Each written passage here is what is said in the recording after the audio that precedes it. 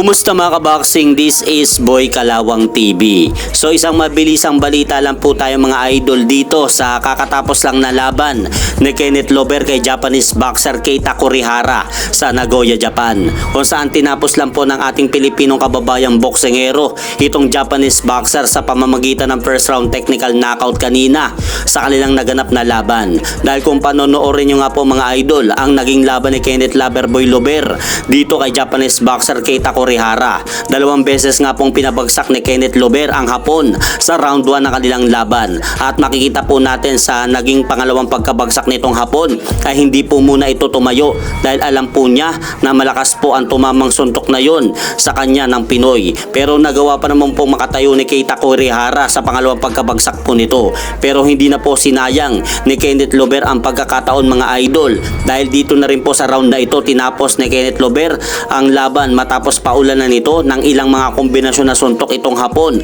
upang dito na po awatin ng referee ang kanilang laban. Kaya dahil po dyan, panalo nga po si Kenneth Lover via first round technical knockout kanina sa bansang Japan at umabante na rin po ang malinis na kartada nito sa 14-0 with 9 knockout. Habang bumagsak naman po ang kartada ng Hapon na si Keita Kurihara sa 19 wins, 9 losses, 1 draw with 16 knockout. At dahil po sa impresibong panalo na yan ni Kenneth Loverboy Lover kanina sa bansang Japan, napanalunan po nito ang titulong OPBF World Bantamweight Championship belt sa laban. Kaya binabati nga po natin mga idol si Kenneth Loverboy Lover sa kanyang naitalang panalo kanina sa bansang Japan. At hanggang dito na lang po muna ang aking update sa mga aganapan sa mundo ng boxing. At syempre mga idol, huwag nyo rin pong kalimutan, pakisuportahan nyo naman po muna ang ating munting channel. Maraming salamat po.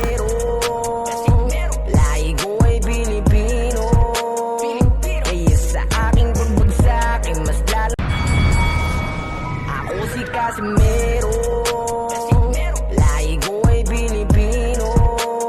Kaya sa aking pagbagsak ay mas lalo. Ako si Casimero.